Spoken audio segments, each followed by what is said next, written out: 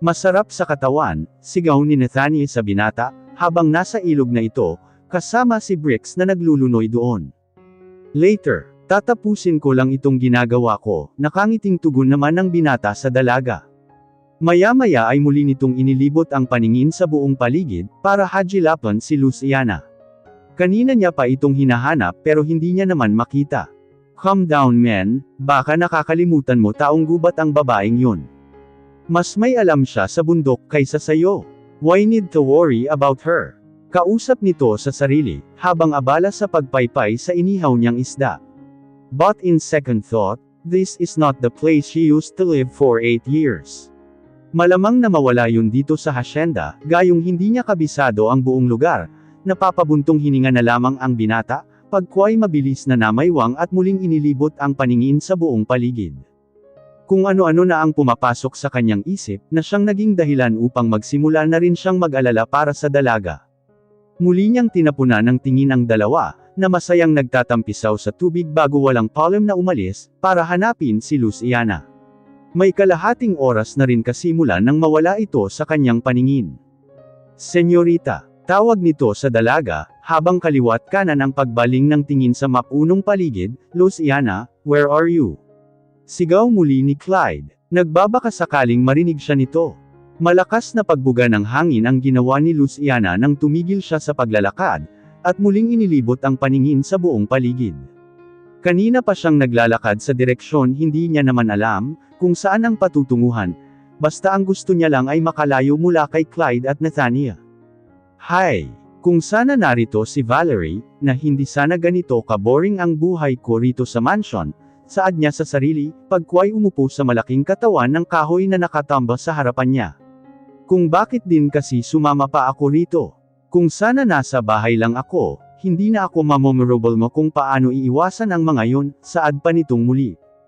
Makalipas ang ilang sandali na pananatili sa kanyang pwesto, ay muling nagpasya ang dalaga na tumayo, at magtuloy sa kanyang paglalakad kanina. Nasaan na ba ako? Tanong nito sa sarili ng maya-maya, ay mapagtanto nitong wala na siyang makita na pwedeng daanan, kahit saan siya magbaling ng tingin. Malalaking puno ng kahoy at matataas na damo ang nasa tapat niya. Mabilis na napaatras ng hakbang ang dalaga, nang mula sa likod ng malalaking puno na iyon, ay narinig niya ang sunod-sunod na tunog ng mga tuyong dahon na sa palagay niya'y naaapakan ng kung ano o sino man. Kasabay ng paglunok sa sariling laway, dahil sa panunuyo ng kanyang lalamunan ay siya ring pagtahip ng malakas ang kanyang dibdib. Bigla siyang nakaramdam ng kakaibang kaba at takot.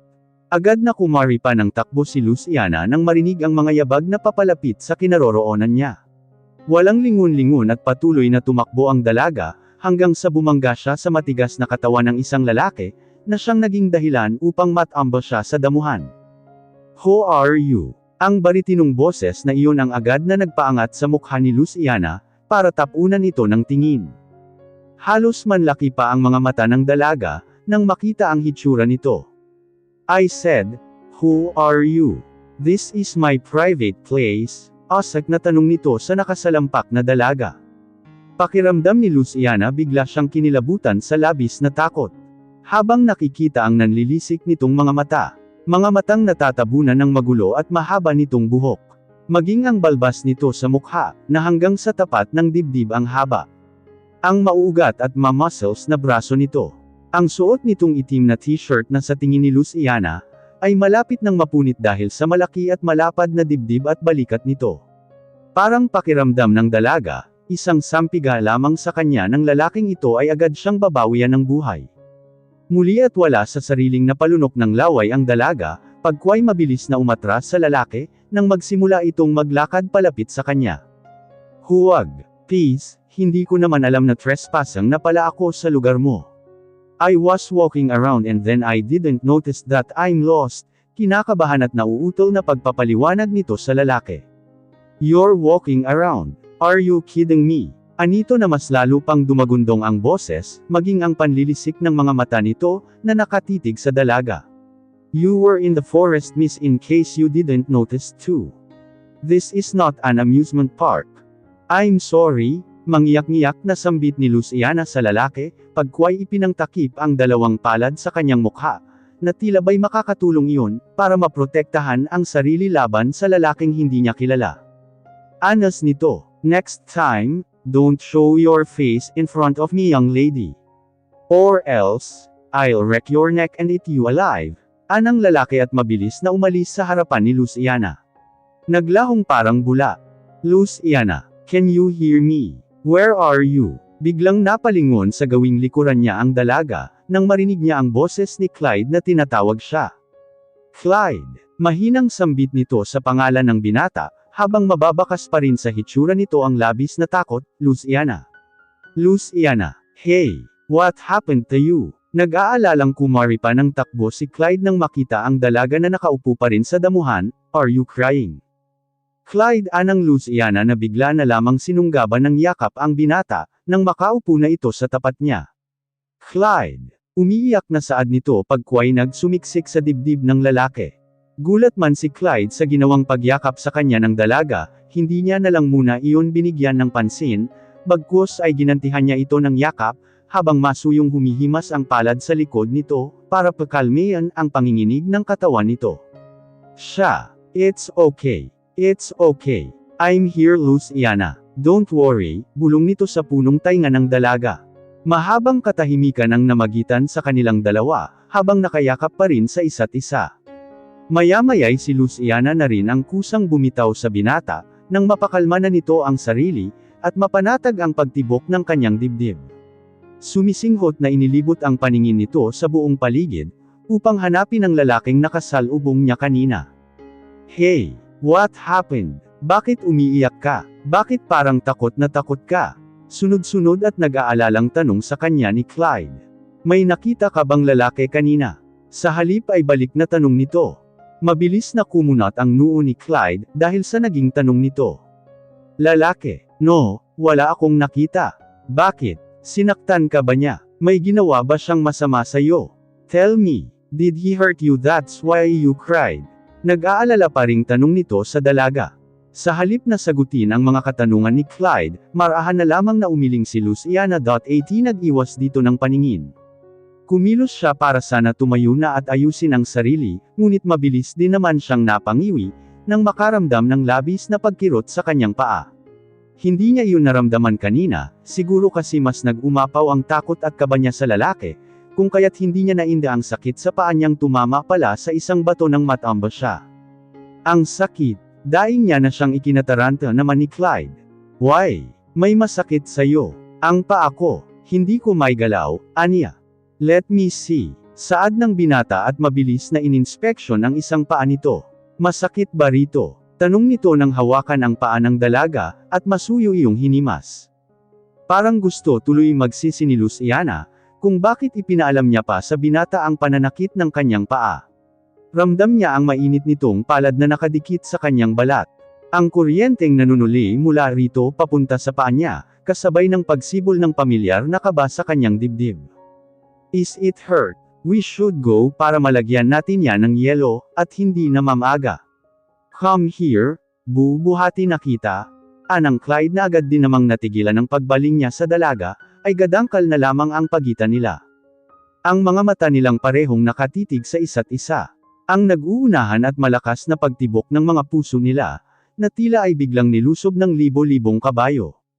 Hindi mapigilan ni Clyde na hindi mapatingin sa mapupulang labi ni Luciana, dahil yun ang unang beses na matitigan niya nang malapitan ang dalaga. Mula sa mga mata nitong nangangislap na puno ng sari-saring emosyon, na hindi niya matukoy. Sa matangos nitong ilong, sa mamula-mula nitong pisngi, hanggang sa muling bumalik ang mga mata niya sa mapupula, at nanunokso nitong mga labi. Hindi tuloy maiwasan ng binata na hindi mapalunok ng sariling laway, dahil sa panunuyo ng kanyang lalamunan. "Mi amor," mahinang sambit nito sa tapat ng mukha ni Luciana. Marahang umangat ang isang kamay niya at lumapat sa makinis na pisngi ng dalaga. Masuyong humaplos doon, at animoy ngayon lamang nakahawak ng pisngi ng babae.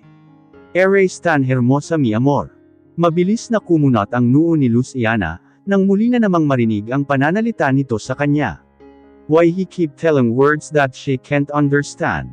Alam naman nitong sa bundok lamang nanirahan sa loob ng mahabang panahon ang dalaga, kung kaya't malabo talaga nitong maintindihan ang mga sinasabi niya.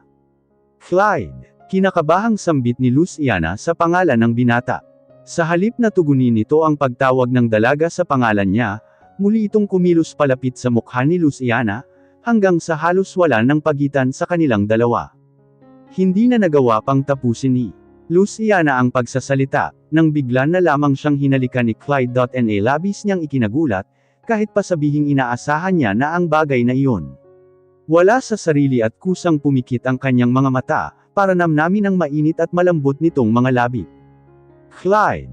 Mabilis na naitulak ni Luciana ang binata nang sa wakas, ay bumalik na siya sa kanyang sarili, at mapagtanto kung ano ang mga nangyayari sa pagitan nila sa mga sandaling iyon.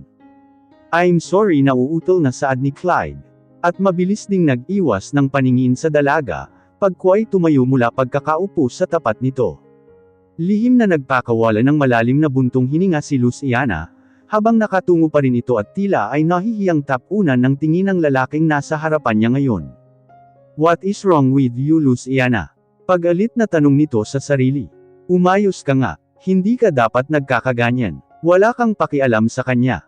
I think we should go. Baka maabutan pa tayo ng dilim dito, delikado kung gagabihin tayo.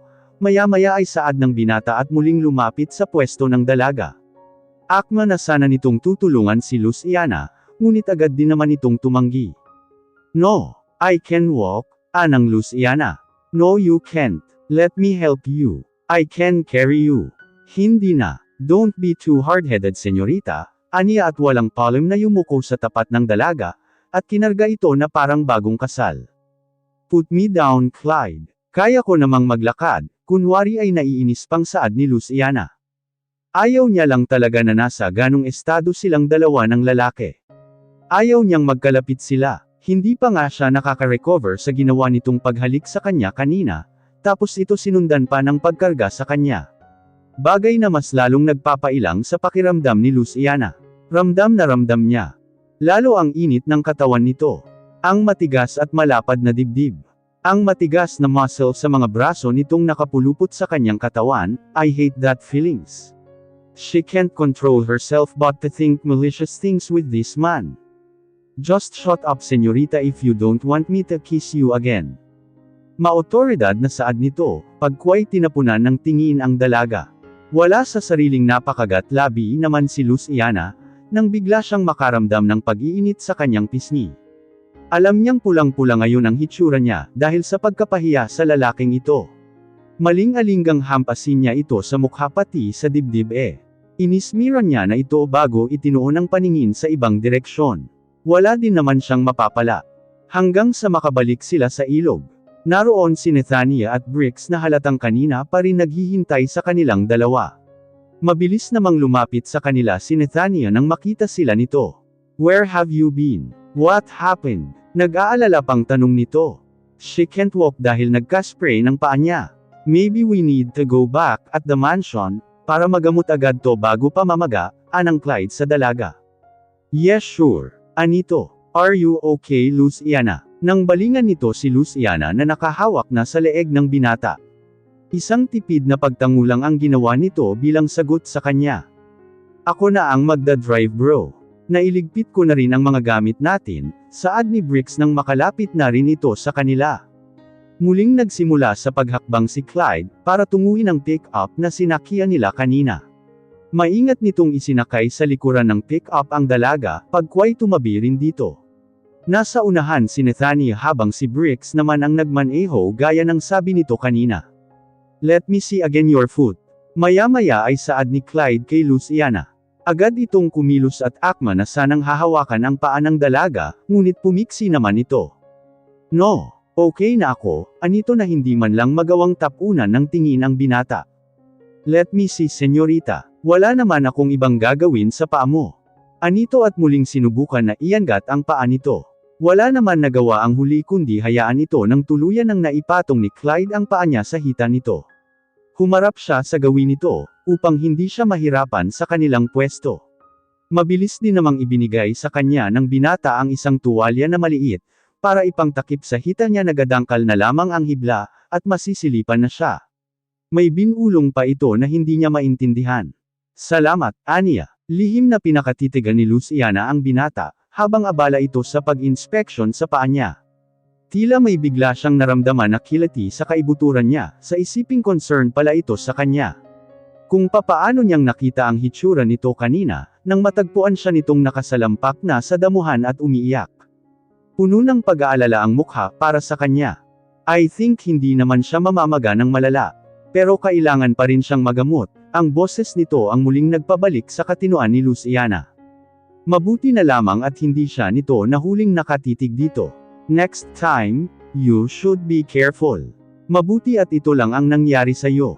Paano pala kung ginawan ka ng masama ng lalaking sinasabi mo kanina? Dagdag pa nito na bigla ring nagbago ang tono ng pananalita. Naiinis na sinisermonan ang dalaga, dahil sa mga nangyari kanina. Well, Luciana can't blame him. Tama rin naman ito. Mabuti at iyon lamang ang natamo niya. Paano nga kung sinaktan siya noong lalaki kanina? Lalaki? May nakita kang lalaki kanina, senyorita? Sabad ni Bricks na tinapunan pa siya ng tingin mula sa rearview mirror. Yeah, tipid na sagot niya. You know him? Tanong ni Clyde sa kaibigan. Not exactly. Pero matagal nang usap-usapan rito sa hasyenda ang tungkol sa lalaking may-ari sa kabilang lupain. Walang may nakakaalam sa pangalan niya. Basta ang sabi ng ilan na nakakita na sa kanya, malaking tao raw na parang nakakatakot ang hitsura. Lagi raw nag-iikot sa buong lugar niya. Pagkukwento pa nito, did you really saw him? Maya-maya ay kunot-noo na tanong ni Clyde kay Luciana. Mabilis naman napalingon sa gawi niya ang dalaga at tumungo, what did he do to you? Sinundan niya ako, trespassing daw ako sa lugar niya which I didn't know. Ang akala ko kasi, parte pa rin ng hasyenda ang lugar na iyon, Anya. Thanks God at wala siyang ginawang masama sa iyo, Luciana. Next time be careful. Huwag ka na maglalakad na mag-isa lang, anang Nathaniel na bumaling pa sa gawin nila ng binata. Sa halip na tugunin ang dalaga sa mga tinuran nito, muling ibinaling ni Luciana ang paningin sa labas ng pick-up at nanahimik. Hanggang sa makarating sila sa mansion. Akma na sana siyang bababa sa sasakyan, nang bigla siyang pigilan ni Clyde sa kanyang braso. Stay, anito at mabilis na umibis, at nagmamadaling umikot sa may gawi niya. Naputol ang akmang pagsasalita ni Luciana, nang walang palem na binuhat siyang muli ng binata. Manang, pakidala ng ice bag sa kwarto ni Luciana, anang binata nang sumalubong sa kanila ang isang kasambahay. Mabilis na napatuon sa mukha ni Clyde ang paningin ng dalaga, nang marinig ang sinabi nito. Sa kauna-unahang pagkakataon, Clyde called her by using her name. Sa harapan niya, bakit ramdam Luciana ang kiliti sa puso niya sa ideyang iyon? Tila'y parang malamyos na musika sa kanyang pandinig ang pagkakabigkas nito sa pangalan niya. Hindi nakakairita. Sa halip ay napaka-sexy ng dating yun sa kanya. Kung pwede nga lang na ipolet niya iyon sa binata, kanina pa niya ginawa. Why are you staring at me, senyorita? Tanong nito na hindi namamalayan ng dalaga, nakatingin na rin pala ito sa kanya, habang nakatayo sila sa paanan ng hagdan. Wala, nauutol pang saad nito. At mabilis na muling nag-iwas ng paningin dito, Luciana. Sambit nitong muli sa pangalan ng dalaga, na siyang naging dahilan upang mapatingin itong muli sa kanya. Nalalanghap pa ng dalaga ang mainit at mabango nitong hininga, na tumatama sa kanyang mukha. Ang bango, nakaka-relax sa pakiramdam. Parang biglang nawala ang pangingirot sa paa niya. Mabilis na sumilay sa mga labi ni Luciana ang matamis niyang ngiti. Ngiti na hindi niya napigilan, na hindi pakawalan para sa binata. You smiled at me. Eres tan hermosa mi amor, saad ni Clyde. Wala sa sariling napabuntong hininga na lamang si Luciana, nang muli na namang marinig ang mga salitang hindi niya maintindihan. Nawala ring bigla ang ngiti sa kanyang mga labi. Can you please, stop using that alien language? Hindi kita maintindihan. Anong malay ko na minumura mo na pala ako? Kunwari ay pagsusungit na saad niya sa binata, na sinabayan pa ng pag-irap dito. Lihim na napangiti na lamang si Clyde, dahil sa naging hitsura ng dalaga sa kanya. Muli itong humakbang paakyat ng hagdan, upang tunguhin na ang silid nito. Usted es demasiado lindo, bulong pa nito maya-maya. Clyde, naiinis pa ring saad ni Luciana, at mas hinigpitan ang pagkakapulupot ng mga kamay niya sa leeg nito. Okay fine. I'm sorry. Napapahagik pang pagsuko sa kanya ng binata. Naaaliw lang ako sa hitsura mo. Diyos ko, huwag kang tumawa sa harapan ko, baka kung ano pa ang magawa ko sa'yo. Tahimik na naisaloob-loob na lamang ni Luciana. Papaano naman, pakiramdam niya mas lalo itong naging gwapo sa paningin niya lalo pa tuwing tatawa ito.